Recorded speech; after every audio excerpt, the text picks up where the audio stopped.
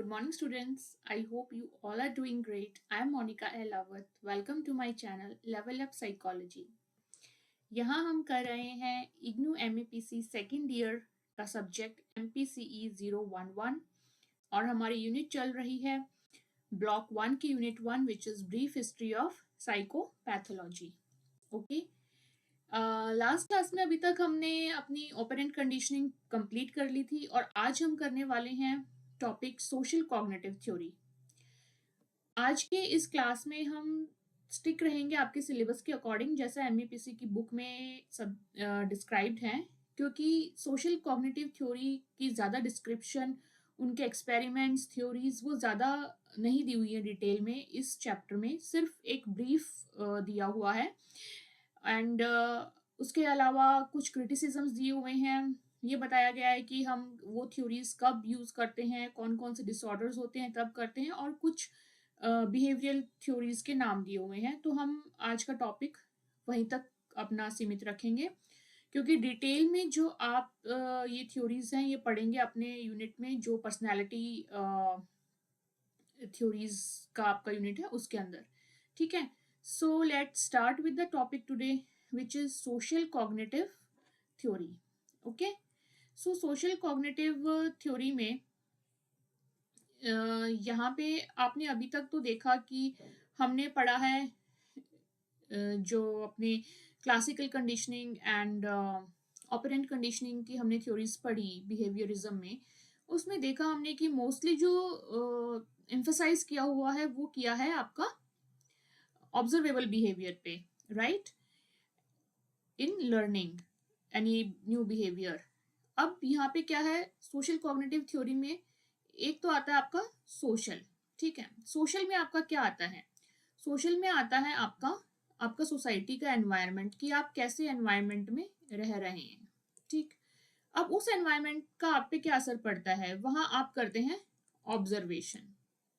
ठीक है, अपने एनवायरनमेंट को आप ऑब्जर्वेशन, वहां पे आप ऑब्जर्व करते हैं एंड उस ऑब्जर्वेशन से आप क्या करते हैं, वहां पे आपको देखने को मिलता है कि लोग कैसा बिहेव कर रहे हैं या लोगों ने क्या अचीवमेंट्स की हैं. फॉर एग्जांपल अगर आप देखते हैं कि किसी ने किसी स्पोर्ट्स में, किसी साइंस के फील्ड में या किसी XYZ फील्ड में कुछ अच्छा किया और उसको मेडल्स मिले, प्राइज मिला, तो वो आपके नज़र में एक रोल मॉडल हो जाता है एंड आप उसको फॉलो करने की या उससे सीखने की कोशिश करते हैं. इसी तरीके से अगर सोसाइटी में कोई आसपास देखते हैं कि कुछ गलत काम करने से उसको पनिशमेंट मिली है, लॉ एंड ऑर्डर उसने अगर ब्रेक किया है तो उसको पनिशमेंट मिली है, पेनल्टीज लगी हैं, तो वहां से भी हम जो है सीखते हैं अपनी सोसाइटी में ऑब्जर्व करके, एंड वो भी एक मॉडल की तरह हमारे सामने होता है. तो इस चीज को, ये जो रोल मॉडल्स बनाते हैं या जो एग्जाम्पल सेट होते हैं सोसाइटी में जिससे कि हम सीखते हैं, उसको कहते हैं मॉडलिंग. ठीक है, अब ये तो हो गया सोसाइटी का पार्ट या एनवायरनमेंट का पार्ट. बहुत सारी चीजें हम ऐसी भी होती हैं जो देखते हैं कि किसी को किसी चीज से डर लग रहा है. सपोज स्पाइडर का फोबिया है लोगों के अंदर, हालांकि हमने कभी अगर उस स्पाइडर को अपने आप से अपने को हिट करते हुए नहीं भी देखा है, तब भी हम दूसरों से ये सीख जाते हैं कि वो स्पाइडर से डरते हैं या जैसे लिजर्ड से डरते हैं. तो वो चीज़ हमारे अंदर आ जाती है ओवर द टाइम ऑब्जर्व करके कि हम इससे जो है हमें डरना है. ठीक, तो ये तो रोल हो गया हमारी सोसाइटी का जहां हम मॉडलिंग के द्वारा लर्न करने की कोशिश करते हैं. अब आ गया हमारा कॉग्निटिव. कॉग्निटिव का मतलब क्या होता है कि रिलेटेड टू कॉग्निशन, जिसमें कि आपकी थिंकिंग आ जाती है ना. एंड थिंकिंग आपकी कहाँ से शुरू होती है, जैसे कोई स्टिमुलाई प्रेजेंट होता है उसको आप परसीव करते हैं, फिर आपका थॉट प्रोसेस चलता है, फिर आप उस चीज को एग्जीक्यूट करते हैं. ये सारा जो प्रोसेस होता है ये हमारे कॉग्निशन में होता है. तो इसका जो रोल है वो यहाँ पे आएगा. यहाँ से हम जब अपनी थिंकिंग को अप्लाई करेंगे लर्न करने के लिए, और जब मॉडलिंग होगी हमारे पास, यानी कि सोशल और कॉग्निटिव दो चीजों का जब इंटरेक्शन होगा, वहां से जो लर्निंग आएगी, ये जो हमने यहाँ पे लर्निंग की है ये हमारी कहलाएगी सोशल कॉग्निटिव लर्निंग. ठीक है, सोशल कॉग्निटिव लर्निंग.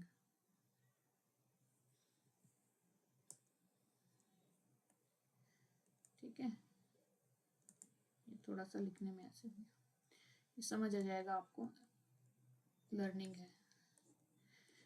तो यहाँ पे हमने हमारी लर्निंग जो है कैसे डेवलप हुई है, हमने सोसाइटी से मॉडल लिया है, हमने अपनी थिंकिंग को अप्लाई किया है कि हमारे लिए क्या सही है क्या नहीं, उन दोनों की जब इंटरेक्शन से जो हमने लर्निंग बनाई है वो कहलाएगी हमारी सोशल कॉग्निटिव लर्निंग। ठीक है, तो यही इस थ्योरी में दिया हुआ है कि सोशल कॉग्निटिव थ्योरी जो है वो हमारे सोसाइटी की ऑब्जर्वेशन प्लस हमारे जो कॉग्निटिव फंक्शंस हैं उनके इंटरेक्शन से जो लर्निंग हम लेते हैं डेवलप करते हैं फिर वो कहलाती है हमारी सोशल कॉग्निटिव लर्निंग। ओके, अब जो हमारे ट्रेडिशनल बिहेवियरिस्ट थे जैसे वॉटसन जिन्होंने क्लासिकल कंडीशनिंग की बात की, स्किनर जिन्होंने ऑपरेंट कंडीशनिंग की बात की, इन्होंने क्या एम्फेसाइज किया था, ऑब्जर्वेशनल बिहेवियर पे इन्होंने एम्फेसाइज किया था। ठीक है, इन्होंने ज्यादा रोल कॉग्निशन का कहीं पे कुछ बताया नहीं, बस इन्होंने क्या बोला कि जो बिहेवियर है वो ऑब्जर्वेशनल बिहेवियर है एंड हम जो उसकी लर्निंग है वो बड़ी ऑटोमेटिक तरीके से कर सकते हैं। ठीक है, लेकिन ये जो सोशल कॉग्निटिव थ्योरिस्ट आए बाद में जैसे कि Albert Bandura, Julian B Rotter, Walter Mischel, ठीक है, इन्होंने क्या कहा, ये एग्री हो गए कि ठीक है आपने ऑब्जर्वेशनल बिहेवियर की बात की, दैट इज फाइन, लेकिन कुछ और भी चीजें जो आप इग्नोर नहीं कर सकते या आप सिर्फ किसी भी लर्निंग को लिमिट नहीं रख सकते कि वो ऑब्जर्वेशनल बिहेवियर से ही कंप्लीट लर्निंग इंसान की हो जाएगी। उन चीजों का क्या जो इंसान के अंदर जो फैक्टर्स हैं, इंसान के अपने अंदर भी कुछ ना कुछ चल रहा होता है ना, उसकी थिंकिंग होती है, उसके कुछ गोल्स होते हैं, वो किन चीजों को इंपॉर्टेंस देता है, किन को क्या प्रायोरिटी देता है, तो ये सब चीजें भी तो मैटर करेंगी। ये सब इन लोगों का कहना था। ठीक, तो इन्होंने क्या बोला अपनी सोशल कॉग्निटिव थ्योरी में, फर्स्ट ऑफ ऑल तो ये एग्री किए कि ठीक है ऑब्जर्वेशनल बिहेवियर वी एग्री कि ये होता है, प्लस इन्होंने क्या बोला और क्या मैटर करता है, factors with in the person, factors with in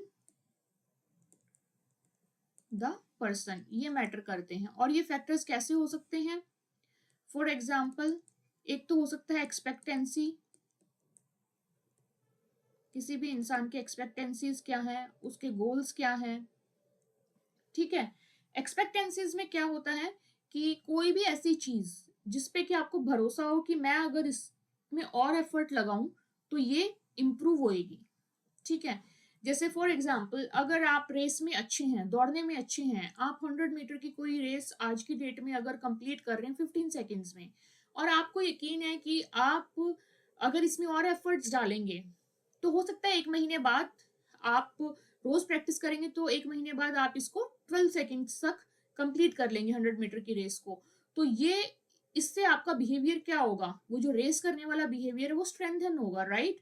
तो ये एक्सपेक्टेंसी थी यहाँ पे आपकी कि आप किसी एफर्ट्स डाल के, एफर्ट्स को इंक्रीज करके किसी भी परफॉर्मेंस को आप लेके आ सकते हैं। ये मैटर करता है। फिर उन्होंने बोला कि गोल्स भी मैटर करते हैं, किसी इंसान के क्या गोल्स हैं, हो सकता है कि वो इंसान उतना अच्छा ना हो किसी चीज में, लेकिन वो अगर वो गोल सेट कर ले अपनी किसी चीज के लिए तो वो उसके प्रति मेहनत करेगा, अपने एफर्ट्स डालेगा, तो इस तरीके से भी वो एक नया बिहेवियर भी डेवलप करेगा अपने अंदर जो उस गोल को अचीव करने के लिए हेल्पफुल रहेगा।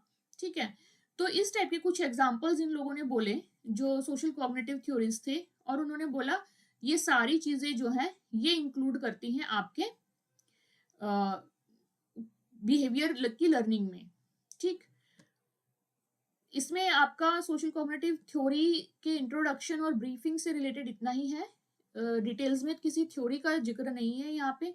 वो आपकी जो थ्योरीज ऑफ पर्सनालिटी वाली यूनिट है उसमें है, अदरवाइज एल्बर्ट बंडूरा बहुत फेमस यहाँ पे थ्योरिस्ट हुए थे जिनके एक्सपेरिमेंट्स काफी फेमस थे, वो हम जब वो चैप्टर करेंगे, वो यूनिट करेंगे तब करेंगे। ठीक है, अभी ब्रीफिंग के लिए आप इतना याद रखना कि observational behaviour plus the cognitive functions and social environment का इसमें पड़ता है असर। ठीक है, साथ के साथ सोशल एनवायरनमेंट भी आप इसमें लिख सकते हैं। Okay, so next what is behaviour modification. अब जैसे नाम से ही पता चल रहा है कि बिहेवियर को मॉडिफाई करना है। ठीक है, तो कुछ ना कुछ टेक्निक्स की ज़रूरत होगी। जैसे कुछ टेक्निक्स या कुछ प्रोसेसेस हमने यूज़ किए, किसके लिए? अगर कोई माल एडप्टिव बिहेवियर है, तो उसको ट्रीट करने के लिए हमने ये बिहेवियरिस्टिक अप्रोच यूज़ करनी है, ठीक है?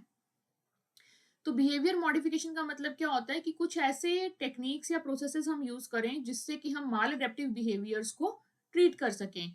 और ये टेक्निक्स और ये प्रोसेसेस जनरली किस नाम से आपको मिलेंगे? थेरेपीज के नाम से आप इसको जानेंगे कि ये कोई ना कोई थेरेपी होगी। उन थेरेपीज को यूज करके हम जो माल एडेप्टिव बिहेवियर्स होंगे उनको हम ट्रीट कर सकते हैं। हालांकि ये डेफिनेशन आपको देखने में बहुत छोटी सी लग रही होगी और इनसिग्निफिकेंट सी साउंड कर रही होगी कि इतना कुछ ये एक स्लाइड में लिखा है, but this is very important. ये कई आपके कॉम्पिटिटिव एग्जाम्स में पूछा भी जा चुका है इस टाइप से क्वेश्चन कि माल एडेप्टिव बिहेवियर्स की ट्रीटमेंट में जो आप टेक्निक्स यूज करते हैं, they belong to which approach?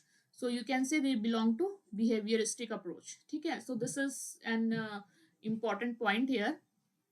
Next हम देखते हैं कंडीशंस ऑफ बिहेवियर थेरेपी। अब हमने ये तो बोल दिया कि जो टेक्निक्स हम यूज करेंगे बिहेवियर मॉडिफिकेशंस के लिए उनको थेरेपी बोलेंगे। माल एडेप्टिव अगर किसी का बिहेवियर है तो अब वो माल एडेप्टिव बिहेवियर जो है वो किस प्रकार का हो सकता है, वो हम यहाँ देखेंगे, ठीक है? तो वो हो सकता है आपका फोबिक डिसऑर्डर्स, यानी कि किसी चीज का फोबिया हो, जैसे कि अभी हमने पीछे एग्जांपल डिस्कस किया स्पाइडर का, लिजर्ड का, है ना? ऐसे किसी को इस टाइप का फोबिया हो तो उस टाइप के डिसऑर्डर्स को हम यूज ट्रीट कर सकते हैं थ्रू बिहेवियरल थेरेपीज। या ऑब्सेसिव कंपल्सिव डिसऑर्डर्स जिसको हम ओसीडी के नाम से भी जनरली जानते हैं, जो कि एबनॉर्मल तरीके से रिपीटेड काम करने की चीजें होती हैं। जनरलाइज्ड एंजाइटी डिसऑर्डर, जीएडी के नाम से इसको जानते हैं, ठीक है? या पैनिक डिसऑर्डर, किसी भी प्रकार के टाइम टू टाइम जो पैनिक स्ट्रोक्स टाइप चीजें आती हैं उनसे रिलेटेड इश्यूज में हम बिहेवियर थेरेपी यूज कर सकते हैं। हैबिट के डिसऑर्डर्स अगर हैं तब यूज हो सकती है ये। सेक्सुअल डेविएशन या डिसफंक्शंस के केस में। सोशल स्किल्स डेफिसिट्स, अगर आपकी सोशल स्किल्स ऐसी हैं कि वो डे टू डे लाइफ में काफी हिंड्रेंस पैदा कर रही हैं, है ना? तो उस केस में आपकी बिहेवियरल थेरेपी के द्वारा उसको ट्रीट किया जा सकता है। या एन्यूरेसिस के केस में, एन्यूरेसिस क्या होता है कि जो जैसे कई बार सुना होगा ना कि चाइल्ड जो है वो सोते सोते बिस्तर में यूरिनेशन कर देते हैं। So that thing is enuresis, कि involuntary urination in the bed. Involuntary, उनको खुद को भी नहीं पता होता कि वो क्या कर रहे हैं, यूरिनेशन वाइल स्लीपिंग, ठीक है? कुछ बच्चों के केस में ये इशू आ जाता है, तो ये भी जो है ट्रीट किया जा सकता है थ्रू बिहेवियरल थेरेपीज। नेक्स्ट अब हम देखेंगे कि ये तो हमने देख ली कि कौन से डिसऑर्डर्स हैं, अब हम देखेंगे उन कौन कौन सी हम बिहेवियर थेरेपी यूज कर सकते हैं।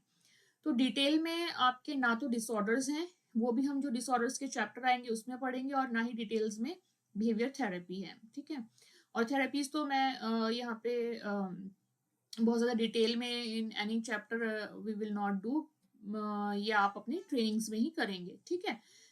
तो थोड़ा थोड़ा इनका मैं इंट्रोडक्शन दे देती हूँ ताकि आपको ये याद करने में आसानी हो, ये आपके दिमाग में रहे कि बिहेवियर से रिलेटेड थेरेपीज कौन कौन सी होती हैं, ठीक है? कल को इस टाइप का क्वेश्चंस भी आ सकते हैं आपके एग्जाम में कि जैसे सपोज करो 3-4 आपको ऑप्शंस दे दिए गए एंड आपको ये उसमें से सिलेक्ट करना है कि which one of these is a behaviour therapy, ठीक है? या which one of this belong to behavioural approach, तो उसमें आप सेलेक्ट कर सकते हैं। जैसे फॉर एग्जांपल एक थेरेपी होगी आपकी रिलैक्सेशन की थेरेपी, जैसे किसी को एंजाइटी वगैरह के इश्यूज हैं तो वहाँ पे आप रिलैक्सेशन टेक्निक का इस्तेमाल करके वो चीज़ कंट्रोल करने की कोशिश कर सकते हैं।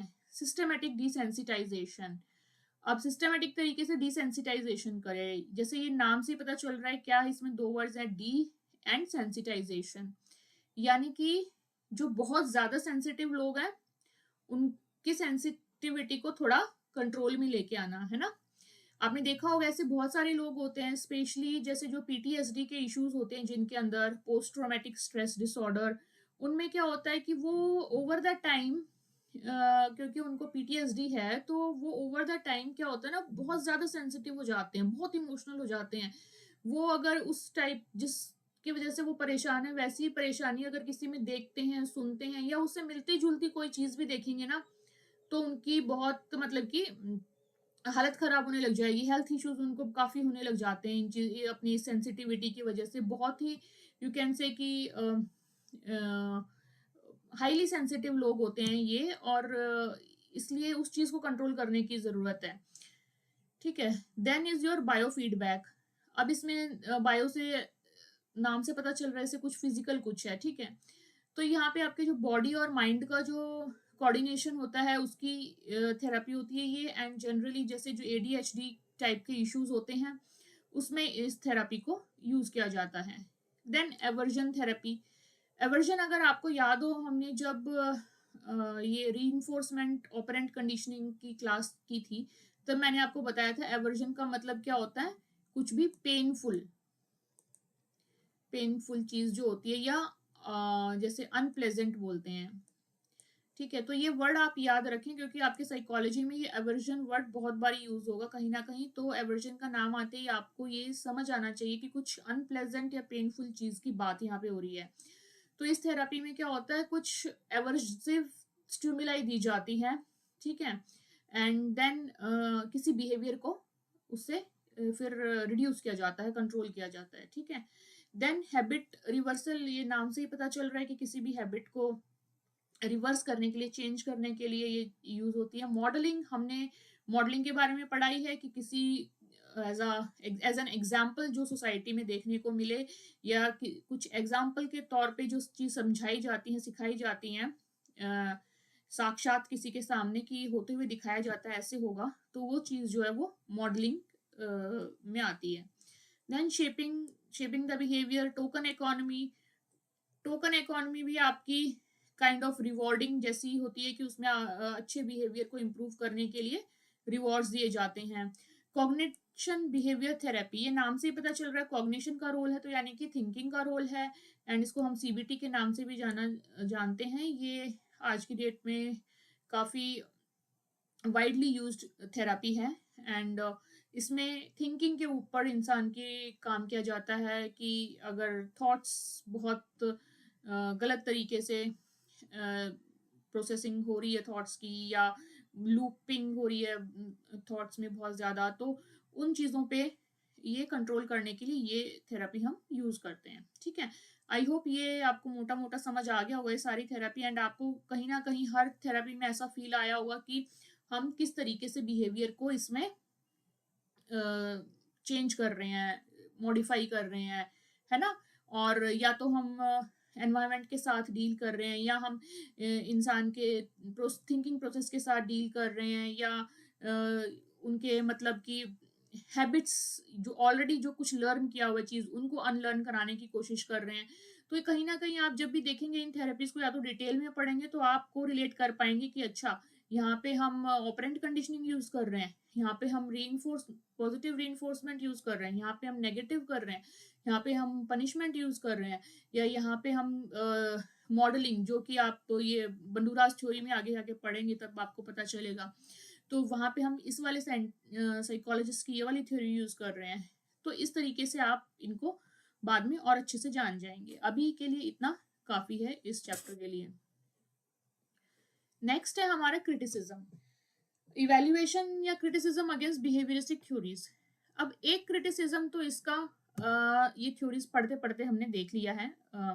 आपने देखा होगा जो वॉटसन आए जिन्होंने क्लासिकल कंडीशनिंग दी, देन स्किनर आए जिन्होंने ऑपरेंट कंडीशनिंग दी, इन्होंने मेजरली जो बात की वो ऑब्जर्वेबल बिहेवियर की बात की, ठीक है।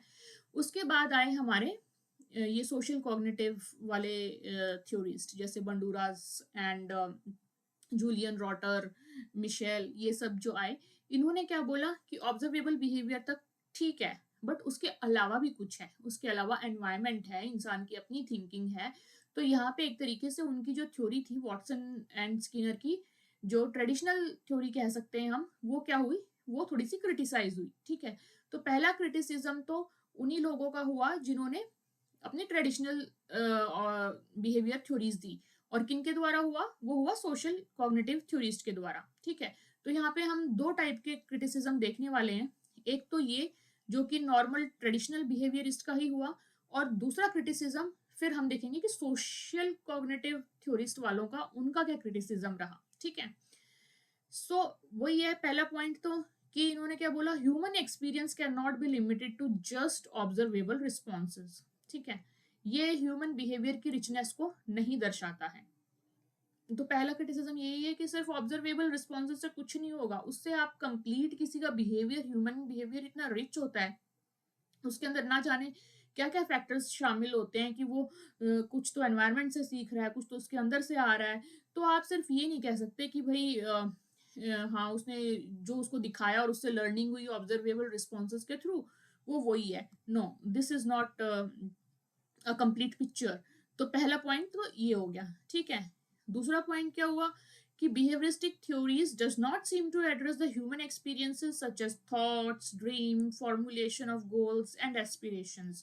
अगेन वही वाली बात है जो सोशल कॉग्निटिव थ्योरिस्ट ने बोली कि ये जो बिहेवियरिस्ट थ्योरीज थी, जो कि ट्रेडिशनल थ्योरीज थी, उनमें थॉट्स की, ड्रीम्स की, गोल्स की, एस्पिरेशंस की इनकी कोई जगह नहीं थी। इनका तो बड़ा सीधा सा काम था कि कुछ स्टिमुले देते जाओ, रिस्पॉन्स आएगा, ऑब्जर्वेबल बिहेवियर के हिसाब, रिस्पॉन्सेज के हिसाब से इनका बिहेवियर डेवलप हो जाएगा। तो इन चीज़ों की तो बात ही नहीं की गई।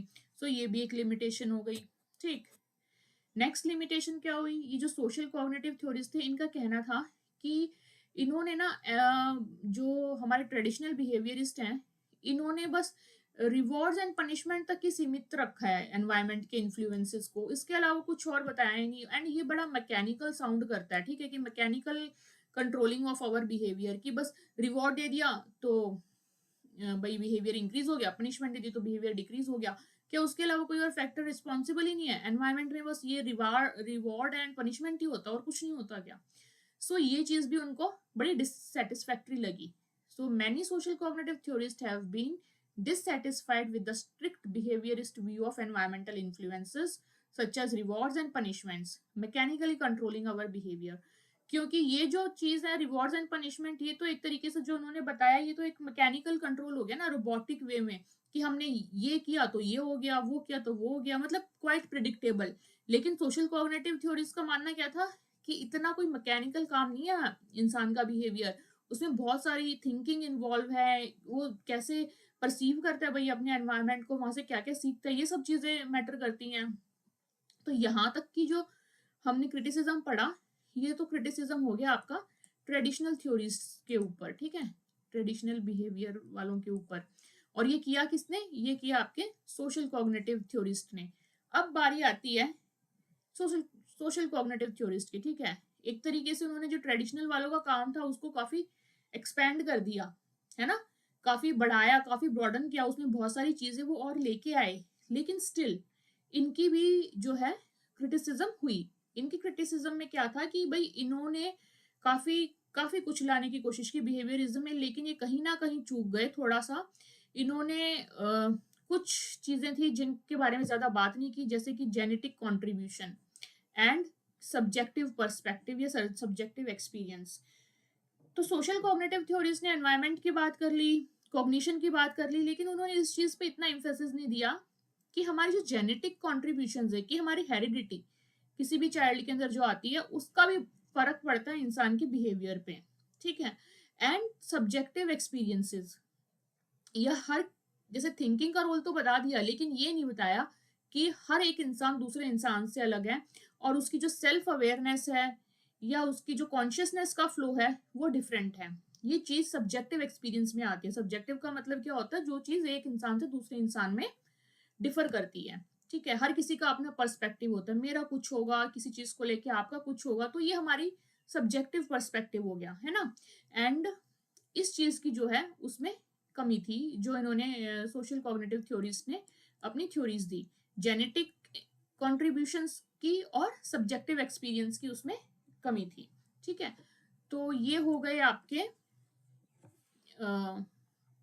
क्रिटिसिज्म भी, और ये वाला टॉपिक आपका यही कंप्लीट होता है as per this chapter. Okay, सो अभी तक हमने देखा है कि सोशल कॉग्निटिव थ्योरी के बारे में हमने देखा काफी।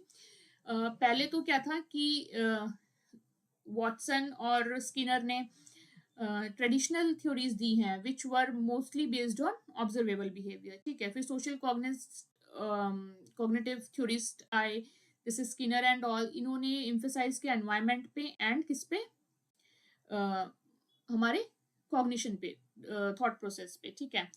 इसके बारे में हमने ये भी देखा कि कौन कौन से डिसऑर्डर्स इसमें आ सकते हैं, कौन कौन सी थेरापीज हम यूज कर सकते हैं, एंड क्या क्या क्रिटिसिज्म है, ठीक है। सो ये चैप्टर, आई मीन ये टॉपिक यहाँ ओवर होता है।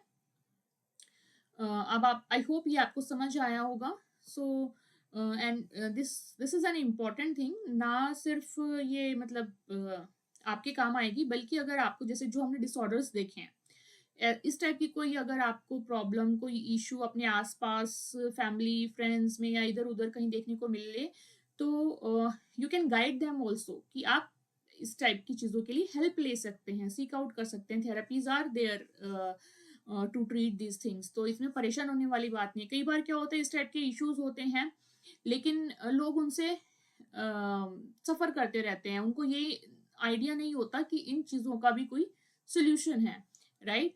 तो आप ये उनको साथ में बता भी सकते हैं, गाइड भी कर सकते हैं कि आप इनकी कोई थेरेपीज लीजिए, ये चीज़ रिजॉल्वेबल है, ठीक। सो नेक्स्ट क्लास में हम करेंगे humanistic approach, and I see you in the next class. Till then, take care. Bye bye.